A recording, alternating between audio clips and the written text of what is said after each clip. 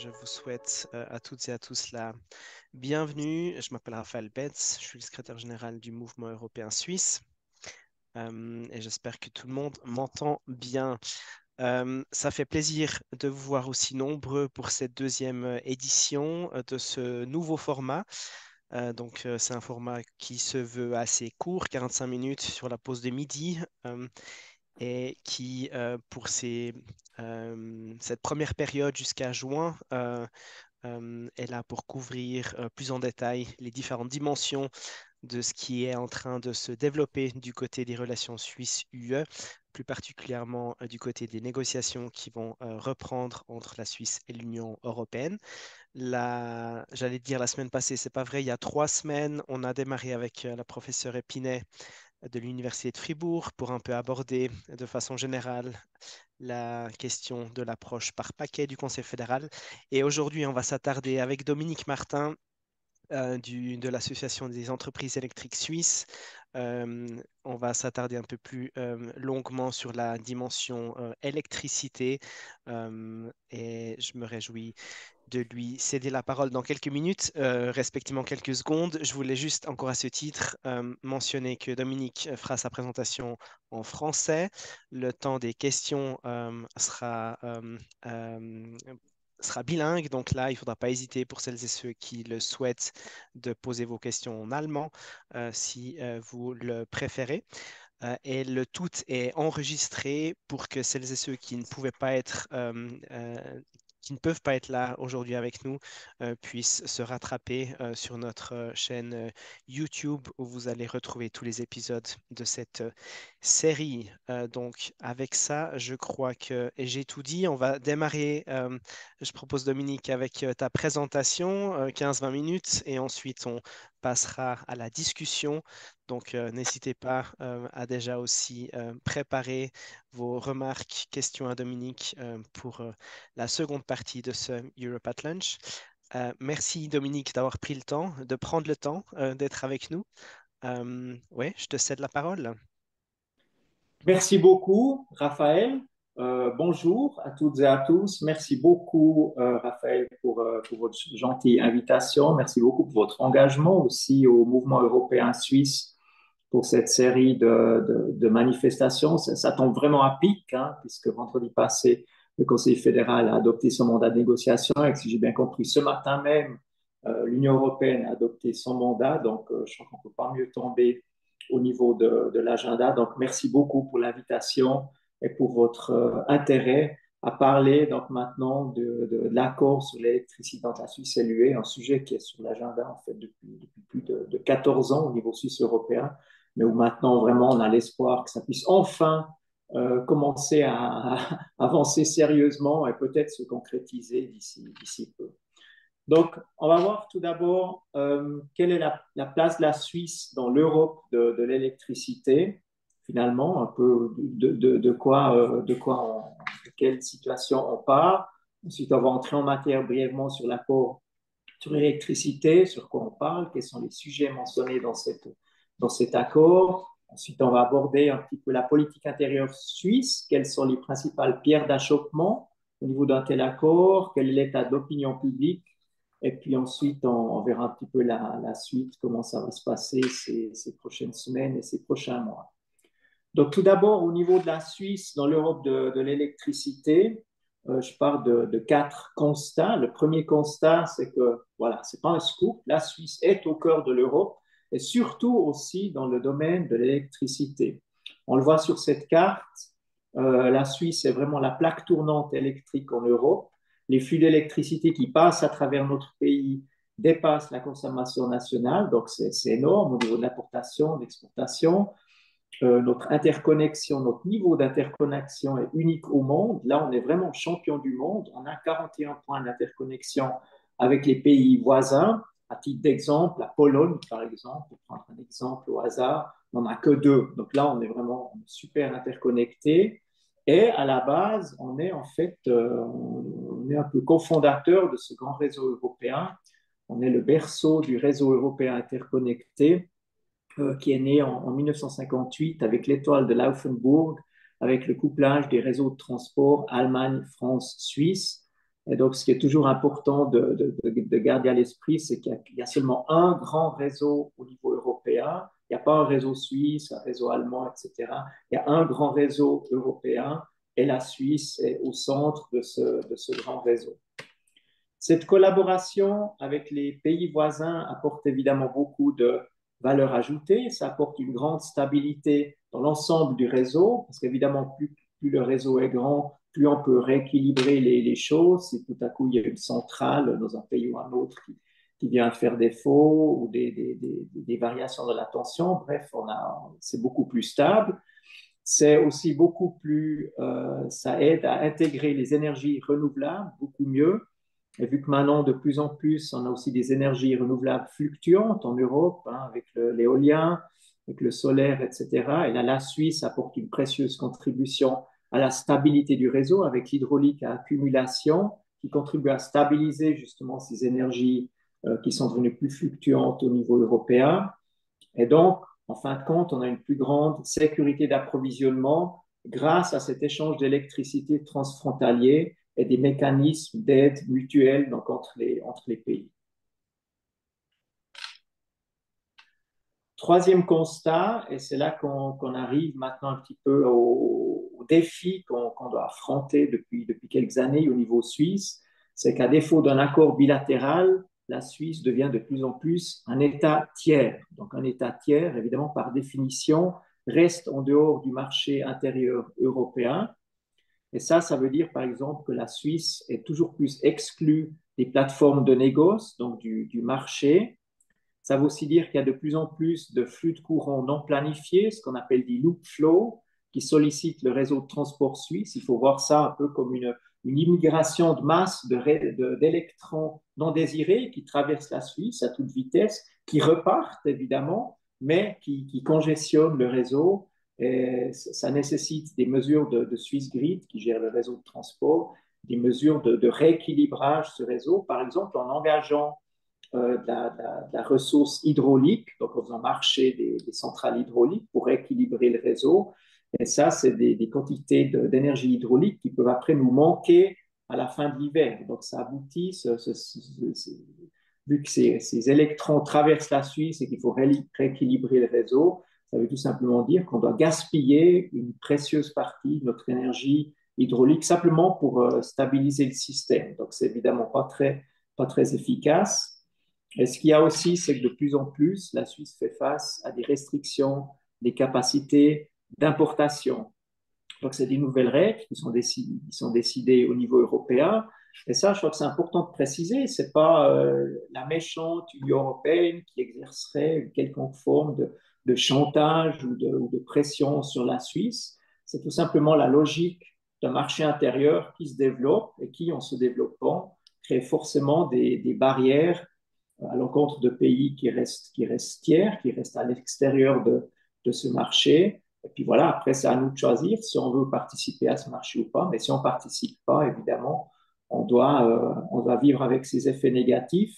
Et là, en fin de compte, une grande partie des gains que réalise l'Union européenne avec le couplage du marché, donc avec des marchés qui deviennent de plus en plus efficaces, beaucoup de ces gains maintenant sont faits aux frais de la Suisse. La Suisse, en fait, a que les coûts de ce gain d'efficacité des marchés européens qui se développent toujours plus. Alors, on a essayé de chiffrer un peu cette question d'absence d'accord électricité. C'est un peu notre quatrième constat ici.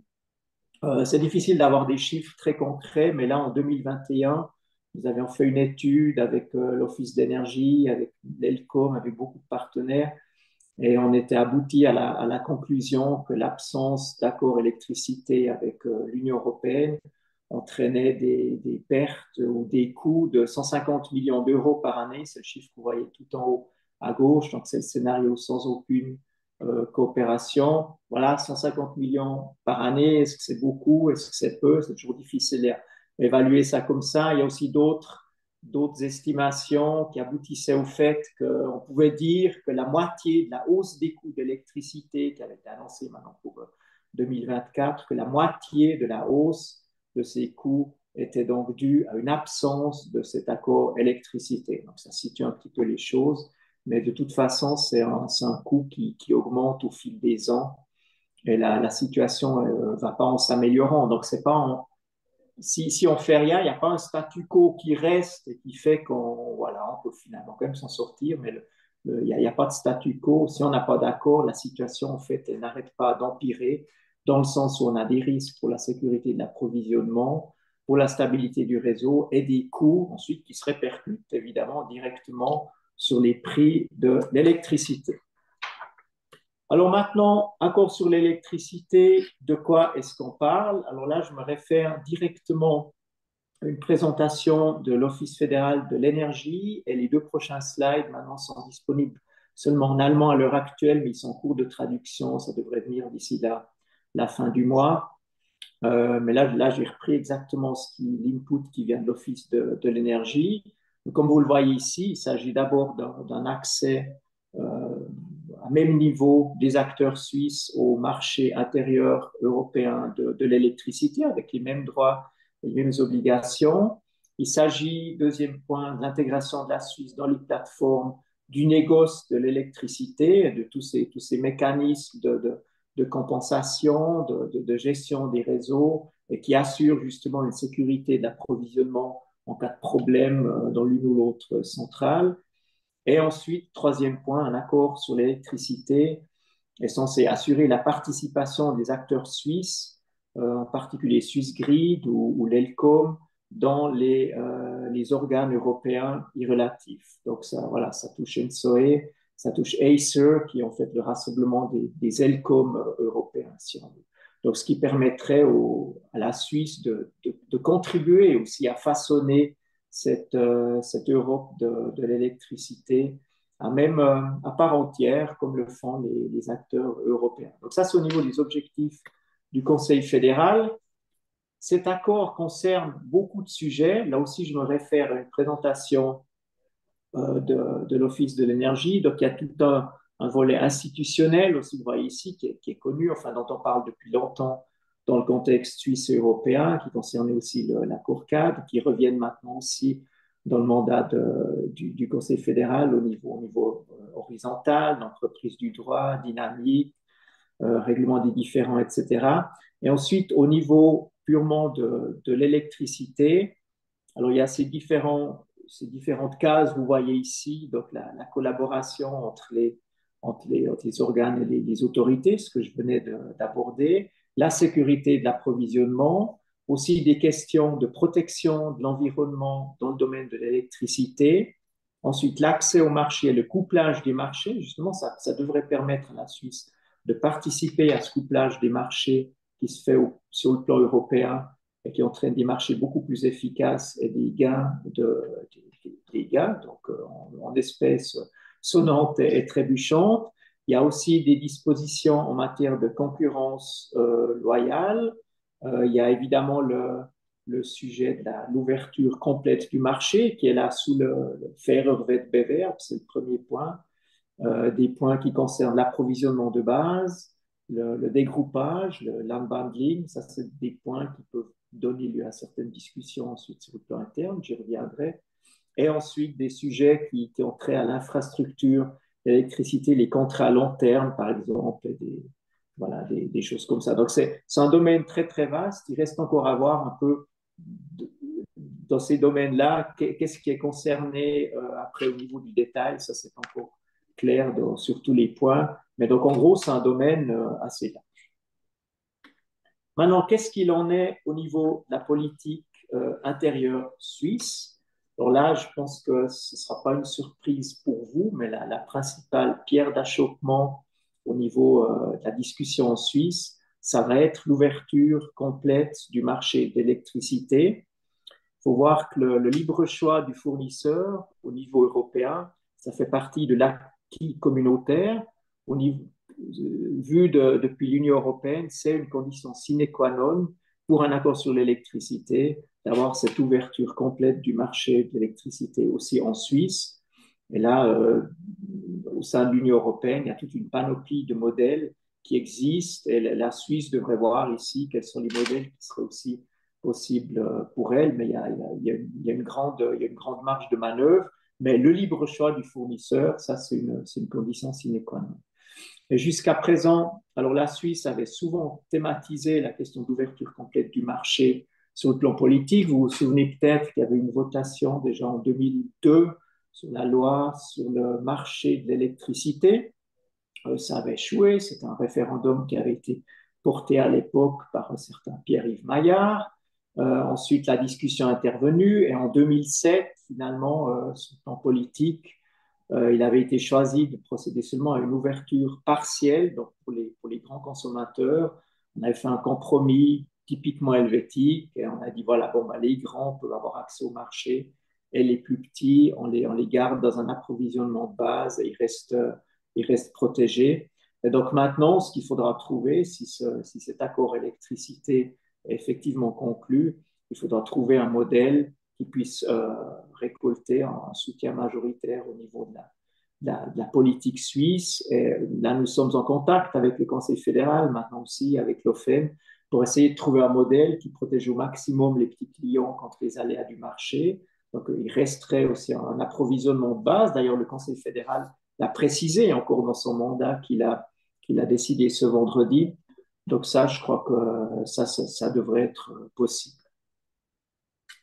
Maintenant, qu'en pense l'opinion de tout ça? Alors, nous avions fait il y a une année, dans le cadre de notre enquête sur la sécurité de l'approvisionnement avec GFS Bern, nous avions posé deux questions relatives à un accord sur l'électricité. Nous avons répété cette question dans le sondage qui est fait actuellement, ces semaines, donc nous aurons le résultat d'ici la fin du mois d'avril, on pourra voir s'il y a une évolution. Mais là, en tout cas, l'année passée, on constatait, puis l'année d'avant, on avait déjà posé une toute première fois la question. On peut constater quand même que, bon, il faut prendre ces chiffres avec une certaine prudence parce que l'accord sur l'électricité est pas très connu au niveau de l'opinion publique et peut-être qu'on dit encore assez facilement, ah ouais, c'est une bonne chose, ça sonne bien, donc on est pour, mais quand même, je crois qu'on peut constater qu'il y a quand même un socle d'opinion favorable qui est tout à fait prometteur. On partait là autour de 60-70%, c'est encore augmenté jusqu'en avril 2023, donc de gens qui sont très favorables ou plutôt favorables à ce que la Suisse conclue un accord sur l'électricité avec l'Union européenne. Donc ça, voilà, même s'il faut prendre ces résultats, encore une fois, avec certaines pincettes, c'est quand même déjà une bonne base. Et l'année passée, nous avions encore en plus posé une question pour apporter un petit peu de réalisme dans la, dans la discussion. Et on avait dit, bon, OK, en supposant que du fait de cet accord, la Suisse doit faire quelques compromis vis-à-vis de l'Union européenne, ce qui est souvent le cas dans des négociations, est-ce que vous êtes quand même encore plutôt pour, plutôt contre, etc.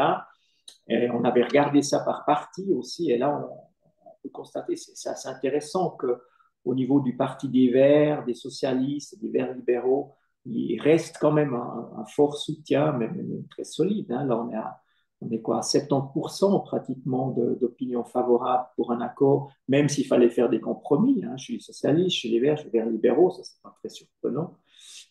Ensuite, ça commence un petit peu à s'effriter, notamment au centre. Ça, c'est pas très surprenant. Ce qui est un peu plus surprenant, voire inquiétant, c'est c'est l'effritement au niveau du PLR, où là, tout à coup, les opinions favorables se réduisent et sont en dessous de la barre des 50%. Et ça, évidemment, ça peut être inquiétant vu d'une votation populaire.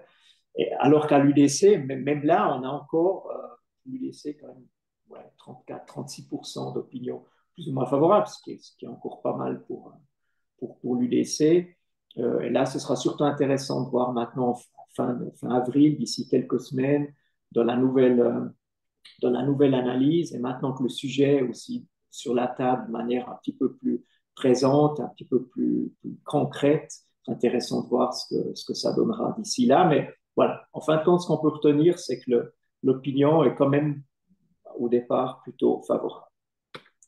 Maintenant, la suite. Alors, quelles sont les perspectives pour ces négociations? Alors, c'est les mêmes perspectives, en gros, que pour tout le paquet de négociations qu'il y a actuellement. Donc, voilà, les mandats maintenant ont été adoptés de part et d'autre, par la Suisse, par l'Union européenne. Donc, si j'ai bien compris, les négociations vont pouvoir démarrer. Madame Amherd va se rendre prochainement à Bruxelles et devrait lancer ses négociations. On a entendu M. Cassis vendredi. Voilà, il semblait espérer qu'il puisse conclure avant la fin de l'année, mais il est resté très, très prudent. Ça dépend évidemment de la flexibilité des deux parties. Il l'a dit à plusieurs reprises. Mais bon, admettons, ça pourrait le plus rapide, c'est que ça pourrait se conclure. Voilà, d'ici la fin de l'année, peut-être. Ce serait l'année prochaine au Parlement. Et ensuite, on aurait certainement un référendum facultatif obligatoire, un vote populaire, peut-être en 2026 au plus tôt. Et ensuite, il y aurait la mise en œuvre de l'accord dans le droit suisse. Ça va donner lieu encore à pas mal de discussions. Il y aura sûrement aussi des délais de transition. Donc voilà, ça va de toute façon pas venir demain. Mais voilà, peut-être que ça pourrait quand même aller assez vite si effectivement cette année, il pourrait arriver à une conclusion sur l'ensemble de ce paquet. Donc maintenant, encore ici, en résumé, quels sont les objectifs d'un tel accord, aussi aux yeux de l'AIS? Pour nous, évidemment, ce qui est important, c'est vraiment la sécurité de l'approvisionnement, la résilience de l'approvisionnement électrique en Suisse, donc le raccordement de la Suisse aux infrastructures de transport et au marché d'énergie. Ça comprend aussi donc non seulement l'électricité, mais aussi à terme, pourquoi pas le raccordement au réseau d'hydrogène qui commence à se mettre en place qui va se mettre en place ces prochaines années au niveau de l'Union européenne. Cet accord devrait aussi permettre d'éviter des surcoûts unilatéraux que la Suisse doit payer et permettre de profiter aussi des avantages économiques qu'offre par exemple le couplage de marché. Alors c'est clair que les répercussions d'un tel accord sur le droit suisse, ça va conduire à des discussions internes, notamment sur cette ouverture complète du marché. Ça, on va passer par là, on va devoir faire des propositions. Qu'est-ce qui est susceptible de récolter une majorité? Ensuite, un point que je n'ai pas encore mentionné, mais on entend souvent parler d'accords techniques aussi dans toute cette discussion avec l'accord électricité, comme quoi des accords techniques finalement pourraient remplacer un accord bilatéral sur l'électricité. Alors, ce n'est pas notre analyse. Effectivement, Swissgrid peut conclure des accords techniques avec des pays voisins pour stabiliser certains aspects du réseau. C'est des accords qui doivent être renouvelés chaque année, qui sont toujours aussi soumis au bon vouloir quand même de la Commission européenne, de Bruxelles, qui pourrait tout à coup mettre son veto et qui englobe en tout cas pas les questions d'accès au marché, par exemple. Donc c'est qu'une sorte de sparadrap, en fait, en attendant mieux et en attendant un véritable accord sur l'électricité. Et c'est pour toutes ces raisons que l'AIS, nous soutenons ces négociations, nous les accompagnons étroitement, nous sommes en contact régulier avec l'OFEM. Non seulement nous accompagnons ces négociations, mais comme dit déjà précédemment, nous conduisons déjà des réflexions avec nos membres, avec d'autres partenaires, sur la mise en œuvre ensuite dans le droit suisse de cet accord. Alors ici, sur ce dernier slide, juste encore une présentation de nos principaux documents qui sont très actuels au sujet de l'accord sur l'électricité. Tout d'abord, la dernière plume politique, I want to break free, dans le sens se libérer de cet état ingrat, d'état tiers que nous avons actuellement en Suisse. Nous avons ensuite toute une page Internet avec tout ce qu'il faut savoir sur l'information sur la coopération suisse, Union européenne en matière d'électricité. Et ensuite, sur la droite, ici, vous voyez, nous avons publié le 12 février dernier, à savoir un communiqué de presse, une prise de position et nos requêtes par rapport à nos attentes sur un accord sur l'électricité. Alors ça aussi, malheureusement, à l'heure actuelle, c'est disponible seulement en allemand, mais ça reste en cours de traduction, donc ce sera mis online ces prochaines semaines. Voilà, c'est en gros ce que j'avais à vous dire sur l'utilité d'un accord sur l'électricité entre la Suisse et l'Union européenne. Nous espérons maintenant beaucoup que ces négociations vont avancer rapidement, qu'on aura rapidement aussi des points concrets à discuter. Et tout ça, nous saluons aussi le fait que le Conseil fédéral ait publié ce mandat, comme ça on peut voir vraiment de manière détaillée ce qu'il y a dedans. On voit aussi certains garde-fous que le Conseil fédéral entend mettre, par exemple sur l'ouverture du marché. Et dans ce sens-là, nous sommes confiants qu'on puisse arriver à un bon résultat. Merci beaucoup de votre attention. Merci beaucoup, Dominique, pour cet éclairage et ces quelques pistes de réflexion. J'ouvre sans tarder le temps des questions. Il y en a déjà une dans le chat en allemand. Je la synthétise rapidement. C'est un peu cette question par rapport à l'ouverture du marché. Est-ce qu'on risque pas de se retrouver dans une situation comme avec les caisses maladie où tout le monde sera à la pêche partira à la pêche aux clients, devra investir beaucoup dans de la publicité et ce qui engendre naturellement ou engendrerait des coûts qui se répercuteraient sur ce que le client final aura à payer. Peut-être que tu en sais plus par rapport aussi à ce qui se passe au sein des États européens. Est-ce que tu veux réagir à ça? Oui, merci beaucoup, très volontiers. Alors, au niveau des États européens, ce qu'on sait, c'est que la majorité change, enfin l'immense majorité ne change pas de fournisseur. Il y en a très peu qui changent, c'est plus les chiffres, mais c'est très faible parce qu'évidemment, il y a quand même, alors les prix ont augmenté, certes, mais c'est encore pas atteint les dimensions astronomiques, je dirais, des hausses, des primes d'assurance maladie. Au niveau de la publicité, bon, c'est vrai qu'on voit que déjà maintenant, hein, certaines de nos entreprises membres sont actives dans le sponsoring. Voilà, sont en tout cas très actifs déjà aujourd'hui dans la publicité et dans le sponsoring. Alors, est-ce que ça entraînerait une augmentation de ces engagements? Peut-être, mais là, j'ai pas d'autres précisions, justement, si ce n'est qu'en tout cas à l'étranger, il n'y en a que très, très peu de petits consommateurs qui changent de fournisseur. Et si effectivement on a un standard, je pense que voilà, il y en a vraiment peu qui vont changer. Merci. Alors, je continue à lire les questions qui arrivent dans le chat. Il ne faut pas non plus hésiter autrement à lever la main dans Zoom et puis à poser votre question oralement. Je prends la prochaine. Quid de la promotion des énergies renouvelables? Un accord serait-il favorable à cet égard? Alors, bon, on constate que l'Europe, hein, les énergies renouvelables sont soutenues aussi par différents mécanismes de soutien. Donc, a priori, il y a pas de danger par rapport aux aides d'État aussi. Ça, c'est un autre sujet qui revient souvent dans la discussion. Il y a une grande marge de manœuvre pour les États membres pour soutenir les énergies renouvelables. Donc, je ne vois pas de problème à ce niveau-là. Merci. Je poursuis. Les entreprises européennes ainsi que les exploitations agricoles ont subi une forte inflation des coûts énergétiques lors de la crise dernière. Comment l'UE et la Suisse peuvent prévenir un prochain crash? Ben, de manière très raccourcie, je vous encouragerais à voter oui à la loi pour l'électricité sur laquelle nous voterons le 9 juin prochain. Tout simplement, il faut qu'on puisse construire beaucoup plus de capacités de production d'énergie renouvelable. C'est quand même pas normal qu'en Suisse, au début de chaque hiver, on doive se faire du souci, est-ce qu'on aura assez d'électricité pour passer l'hiver? On a des interviews qui nous incitent à acheter des allumettes, prévoir du bois pour, si jamais, pouvoir se chauffer si l'électricité venait à manquer. C'est quand même indigne d'un pays comme la Suisse. Et ça, nous y échapperons seulement si nous pouvons vraiment mettre en place assez de capacités de production d'hydraulique, mais aussi d'éolien, de solaire, surtout de solaire alpin, parce que c'est important pour l'hiver. Il faut savoir que c'est surtout en hiver qu'on a besoin d'électricité en Suisse, qu'on a besoin d'importer.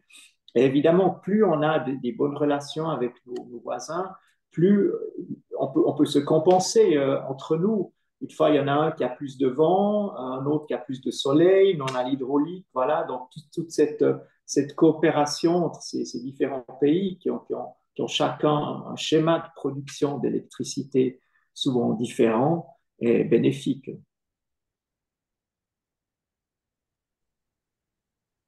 Merci.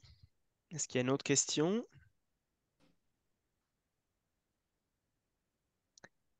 Alors, je continue à faire la lecture. Et en allemand, cette fois, je sais, künftig werden Smart Grids wichtiger werden. Was hat das für Konsequenzen auf die technische Umsetzung und den Strommarkt?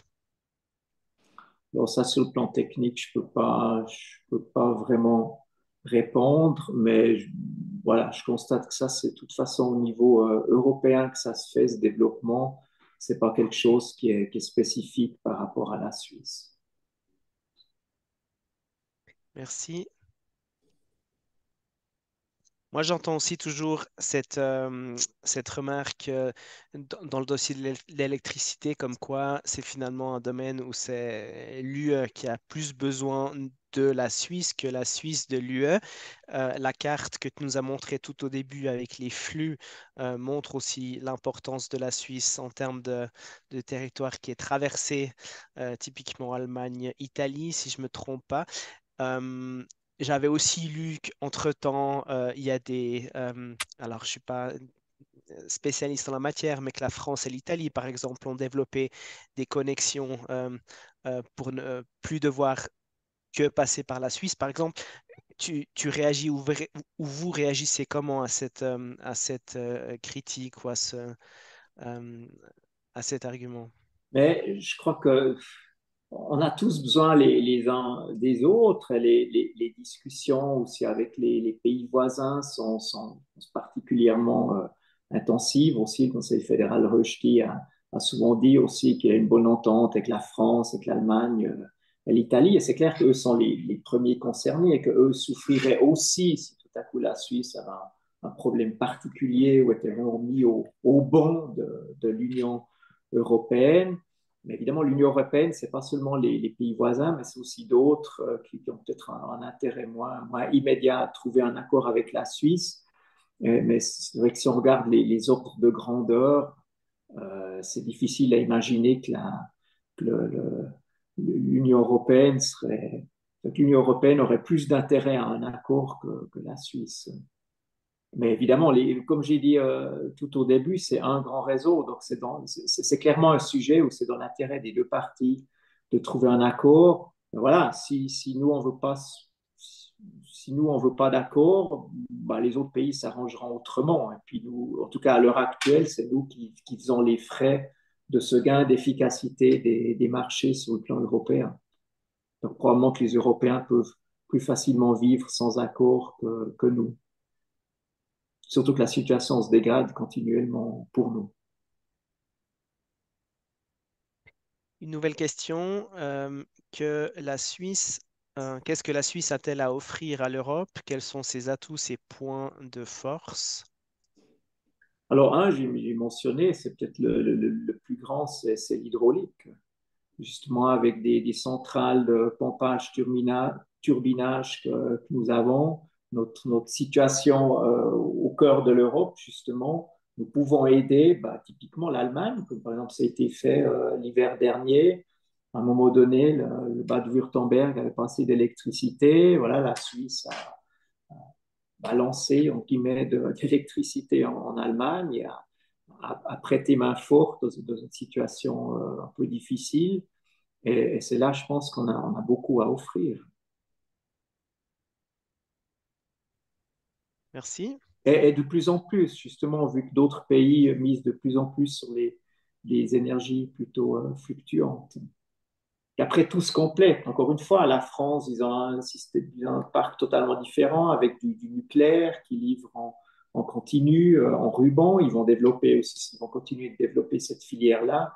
Et à la fin du compte, c'est un tout qui fait que ça fonctionne après de manière le plus efficace possible. On a une nouvelle question sur ce. Alors, je vais prendre celle de Monsieur Lepori, puis après Vanessa, je te donne la parole.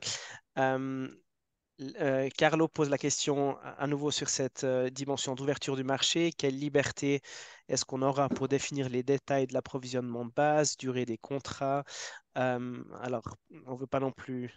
L'avenir nous dira ce qui ressortira des négociations, mais peut-être qu'il y a quand même des expériences qui sont connues et des fonctionnements qui peuvent être partagés. Oui, alors tout ça, effectivement, ça c'est encore à voir. Nous avons un groupe d'experts qui est en train d'examiner ça aussi avec l'OFEN parce qu'il y a effectivement beaucoup de modèles de mise en œuvre au niveau de l'Union européenne, au niveau des pays membres.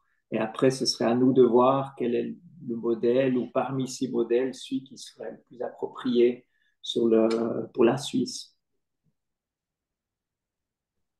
Merci, Vanessa. Voilà, vous m'entendez? Parfaitement. Oui, Oui, merci.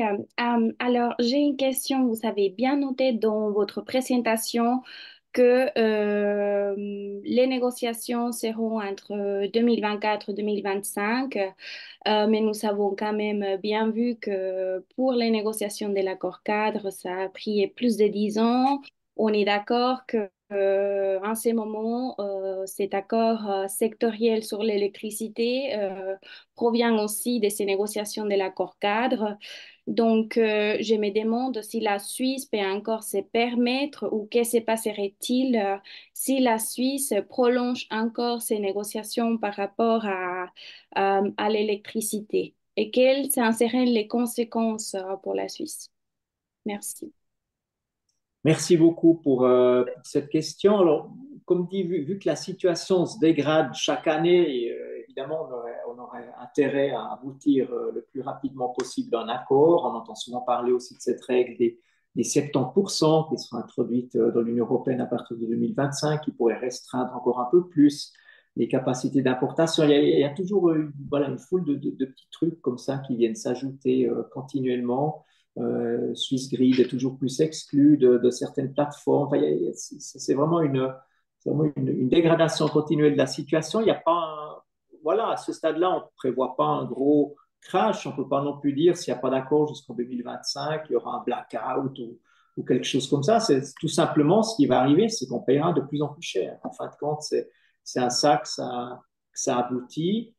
Sans accord, on a moins de sécurité d'approvisionnement, il y a plus d'instabilité au niveau du réseau et en fin de compte, plus de coûts qui sont répercutés directement sur les consommatrices et consommateurs. Voilà, il y a, comme dit, c'est pas une grande catastrophe, mais c'est pour ça qu'on espère que ça puisse aboutir rapidement, mais je crois qu'effectivement, on se fait aucune illusion. Là, ça fait effectivement plus de 14 ans, je crois qu'on négocie sur cet accord électricité. Juste avant le mois de février 2014, on pensait que c'était bouclé, qu'on arriverait à terminer, qu'il fallait faire vite et qu'on allait pouvoir signer tout ça. Puis après, bon, il y a eu l'initiative sur l'immigration de masse et tout a été renvoyé au calendrier grec. Maintenant, il y a un élan pour reprendre ces négociations dans le cadre de ce paquet, ce qui est très bien. Voilà, maintenant, tout le monde sait que les oppositions face à l'ensemble du paquet sont relativement grandes. Hein. Il y a beaucoup de points. Alors, si on cumule tous les points qui font l'objet d'une certaine opposition, ça fait beaucoup. Donc, ce sera de toute façon pas une promenade de santé. Je ne sais pas si j'ai répondu à la question.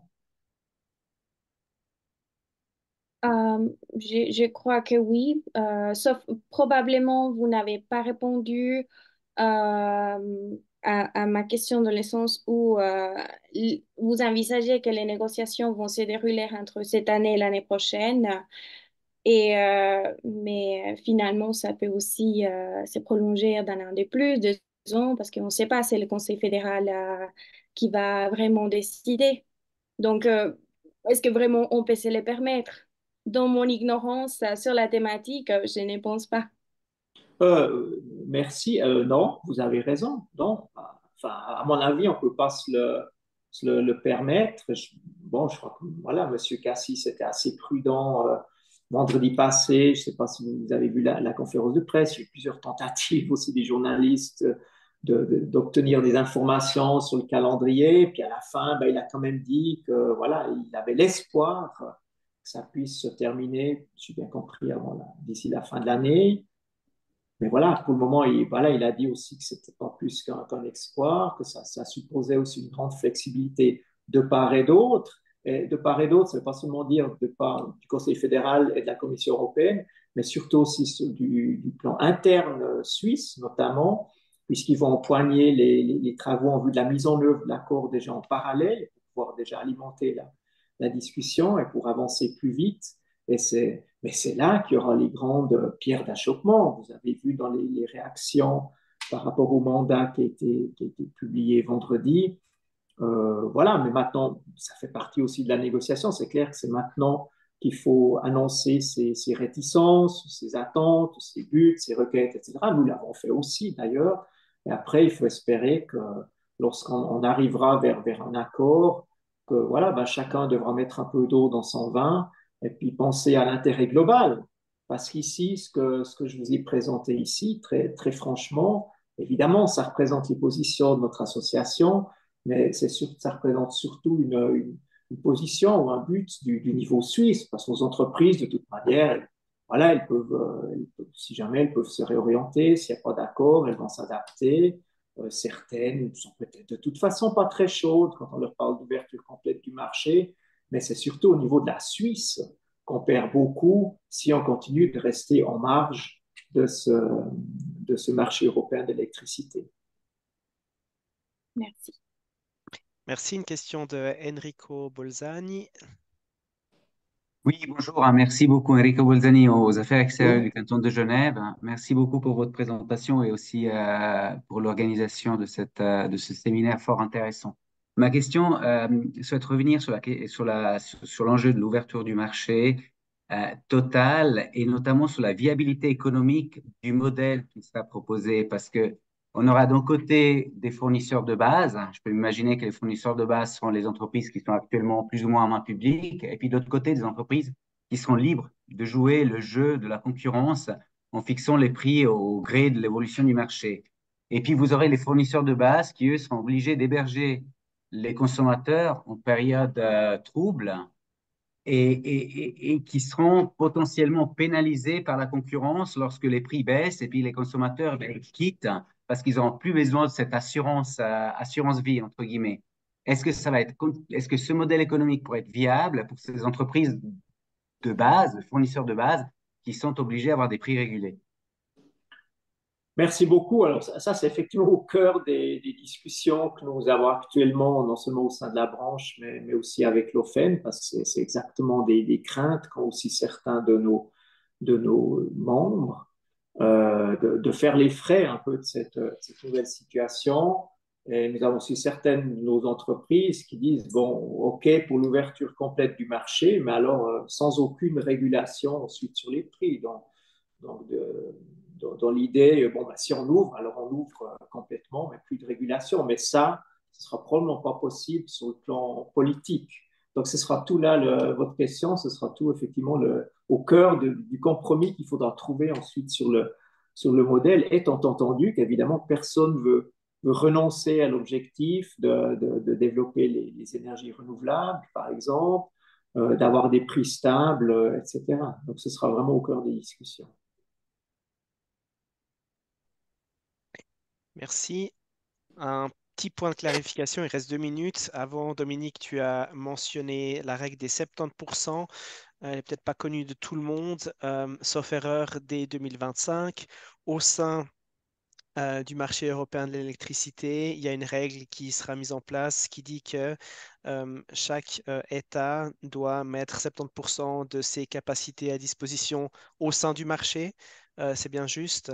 Et si la Suisse reste à l'extérieur, ben, elle risque de, d'en souffrir vu qu'il y a cette obligation pour les États membres, enfin, qui participent au marché européen de C'est l'électricité. exactement C'est ça, ça? effectivement, OK. ça concerne les capacités du réseau. Donc 70% devrait être réservé au transport d'électricité à l'intérieur de l'Union européenne. Mais maintenant, la mise en œuvre de cette règle, apparemment, n'est pas encore très claire. Ça dépend un peu comment les pays vont le mettre en œuvre. Apparemment, il y aurait aussi une incertitude sur le fait que la Suisse, est-ce que la Suisse sera vraiment un État tiers à ce niveau-là? Mais donc, finalement, comme tu l'as dit, c'est un risque à l'heure actuelle. Personne ne peint non plus le diable sur la muraille. Euh, mais c'est un risque, ça fait partie de ces risques justement qui prennent une importance croissante au fil du temps. Merci. Il est 13 heures. Le format dure 45 minutes et non, on va le terminer maintenant pour vous laisser le temps de poursuivre votre journée, d'aller manger quelque chose si vous ne l'avez pas déjà fait. Merci à toutes et à tous d'avoir participé à cette discussion. Merci à Dominique d'avoir pris le temps pour la présentation, pour ces éléments de fond qui seront certainement utiles pour les discussions à venir. Tu as aussi parlé aide d'État et c'est le sujet du prochain épisode, c'est dans 3 semaines. Ce sera en allemand majoritairement avec une présentation du professeur Matthias Oesch de l'Université de Zurich et la participation de collègues de l'Office fédéral des transports, sauf erreur, vu qu'on souhaite plus spécifiquement aussi aborder cette question des aides d'État dans le domaine du transport terrestre et peut-être aérien, mais tout ça sera à découvrir donc dans 3 semaines, le mardi toujours à 12h15 et autrement sur YouTube. Un tout grand merci pour votre participation. N'hésitez pas à faire encore de la pub pour ce format autour de vous. Et puis, autrement, je vous souhaite un bon appétit et une bonne suite de journée. Merci. Merci beaucoup pour votre intérêt et à disposition pour d'autres questions si jamais. Merci beaucoup. Merci.